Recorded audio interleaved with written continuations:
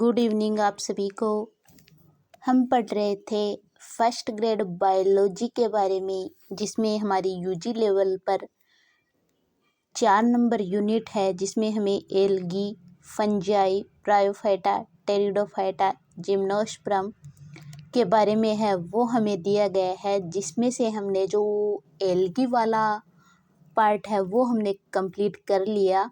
आज हम पढ़ने वाले हैं फंजाई के बारे में, माइकोटा के बारे में, फंजाई के बारे में यानी कि कवक के बारे में है वो हम पढ़ने वाले हैं आज के इस वीडियो में। फंजाई जो ये वर्ड है वो देने वाले कौन थे? फंजाई है ये वर्ड देने वाले थे गैस्पर्ड बोहिन ने है ये वर्ड दिया फंजाई। और इसकी जो स्टडी है वो क्या कहलाती है? फंजाई की स्टडी माइकोलॉजी फंजाई की स्टडी को कहते हैं। और फंजाई है इसे माइकोटा या फिर माइकोटिना है वो भी इसको कहा जाता है। किसको? फंजाई कवक को है वो कहा जाता है। जो ये माइकोटिना या माइकोटा है इसे ट्रू फंजाई है वो कहा जाता है। यानी कि अब तक है वो हमने जाना कि जो फंजाई है इसकी स्टडी क्या कहलाती है? माइकोटा। और ये फंजाई वर्ड देने वाले थे गैस्पर्ड बोहिन। ये गैस्पर्ड बोहिन है, जब हमने पहली यूनिट पढ़ी थी उसमें भी गैस्पर्ड बोहिन का नाम है वो हमारे सामने आया था। द्विनाम पद्धति के है वो, इन्हें जनक है वो माना जाता है। और फिर है हमने पढ़ा कि जो ये फंजाई है इसे माइकोटा या माइकोटिना कहते हैं और ये एक ट्रू फंजाई है वो होता है। अब तक है वो हमने इनके बारे में है वो जाना। अब हम जानते हैं कि फादर ऑफ माइकोलॉजी है वो कौन है? मिशेल को है वो क्या कहते हैं? फादर ऑफ माइकोलॉजी है वो कहा जाता है। मिशेल को फादर ऑफ माइकोलॉजी कहा जाता है। और इनकी बुक है वो है नोवा प्लांटेरम जेनेसिस है वो इनकी बुक है। मिशेल की बुक है नोवा प्लांटेरम जेनेरा नामक बुक है इनकी। और अगर हमें पूछा जाए कि फादर ऑफ मॉडर्न माइकोलॉजी वो कौन है, तो हम जवाब देंगे डी बेरी है, उसे मॉडर्न माइकोलॉजी के फादर है वो कहा जाता है। यानी अगर फादर ऑफ माइकोलॉजी सीधा पूछे तो मिशेल है। अगर हमें पूछे कि फादर ऑफ मॉडर्न माइकोलॉजी के बारे में अगर हमें पूछा जाए तो हम जवाब देंगे कि डी बेरी है, उन्हें फादर ऑफ मॉडर्न माइकोलॉजी है वो कहा जाता है। अगर हमें पूछा जाए कि इंडियन माइकोलॉजी है वो उसके फादर कौन है, तो हम जवाब देंगे कि मुंडकर या बटलर को है वो इंडियन जो ये माइकोलॉजी है इसके जो फादर है वो कहा जाता है। यानी कि father of mycology Michel, modern mycology पूछे तो डी बेरियो और इंडियन माइकोलॉजी के फादर पूछे तो मुंडकर या बटलर को है वो कहा जाता है। अब हम जो इसका हैबिटाट है उसके बारे में है वो बात करेंगे। जो ये कवक होते हैं इनका जो हैबिटाट है वो कैसा होता है? ये ह्यूमस जो साल्ट होता है यानी ह्यूमरस साल्ट के अंदर है वो अधिक मात्रा में पाए जाते हैं। ह्यूमरस साल्ट का मतलब है कि यह चमड़े, लकड़ी के टुकड़े, अचार, ब्रेड आदि में है वो उग जाते हैं। मनुष्य व प्लांट में ये किस रूप में पाए जाते हैं? ये परजीवी के रूप में पाए जाते हैं। यानी कि ह्यूमरस साल्ट के अंदर है ये पाए जाते हैं। कौन पाए जाते हैं?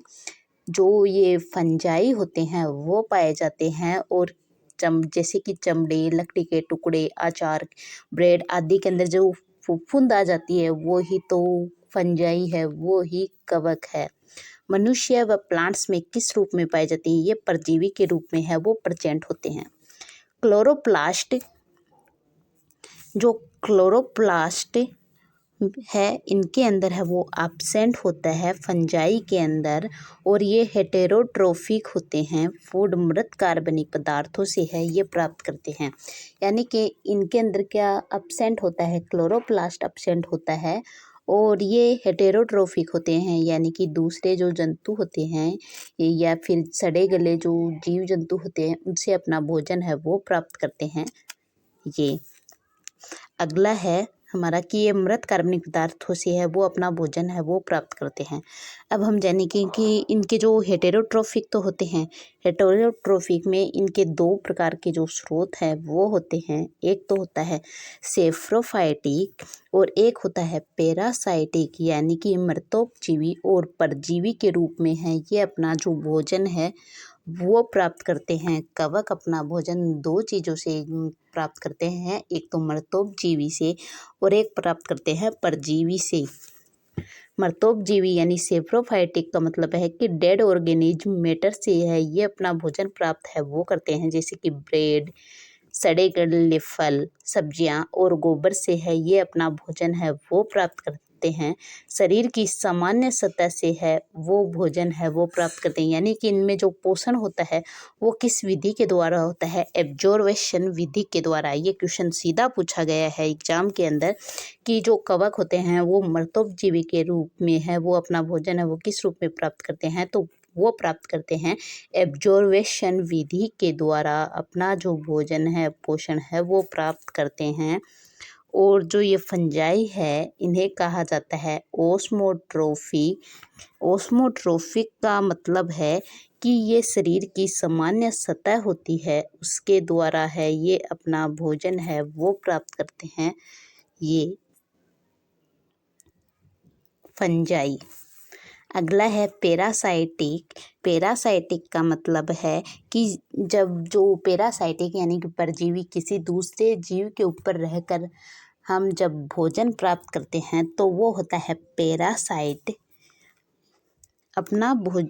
अपना फूड लिविंग ऑर्गेनिज्म से है वो प्राप्त करते हैं, जैसे कि प्लांट, एनिमल्स, ह्यूमंस में जब रहकर ये अपना भोजन प्राप्त करते हैं तो उसे कहते हैं पैरासाइट। जैसे कि इनमें जो पोषण है वो किसके द्वारा होता है, चूसकांग होस्टोरिया के द्वारा है इनके अंदर भोजन प्राप्त होता है। यानी कि कहने का मतलब सीधा सा ये है कि जो फंजाई होते हैं इनके अंदर जो इनका जो हैबिटेट है ये ह्यूमस साल्ट के अंदर पाए जाते हैं। लकड़ी, चमड़े, टुकड़े, अचार के ब्रेड यानी फफूंद है वो इनके अंदर उग जाती है। फफूंद होती है वो ही कवक है। ये है इनके अंदर जो क्लोरोप्लास्ट है वो एब्सेंट होता है। हेटेरोट्रोफिक होते हैं और जब भी इनके जो भोजन के स्रोत के आधार पर दो प्रकार के होते हैं, एक होते हैं सेप्रोफाइटिक और एक होते हैं पैरासाइटिक। जो सेप्रोफाइटिक का मतलब है कि डेड ऑर्गेनिज्म से ये अपना भोजन है वो प्राप्त करते हैं। डेड ऑर्गेनिज्म से जब ये भोजन प्राप्त करते हैं तो वो मेथड कौन सी होती है, वो मेथड होती है एब्जॉर्वेशन विधि। और जब ये पैरासाइटिक रूप से है ये भोजन है जब हम प्राप्त करते हैं ये फंजाई तो ये चूसकांग के द्वारा है वो अपना भोजन है वो प्राप्त करते हैं पैरासाइटिक रूप में, जैसे कि ह्यूमंस के ऊपर है वो रहकर अपना भोजन प्राप्त कर लिया या किसी प्लांट के ऊपर या फिर किसी एनिमल्स के ऊपर है वो रहकर वो अपना जो भोजन है वो प्राप्त कर लिया। जब ये इस प्रकार से भोजन प्राप्त करते हैं तो ये पोषण होता है वो होता है चूसकांग विधि के द्वारा। आगे की चर्चा है वो हम करेंगे कल। धन्यवाद।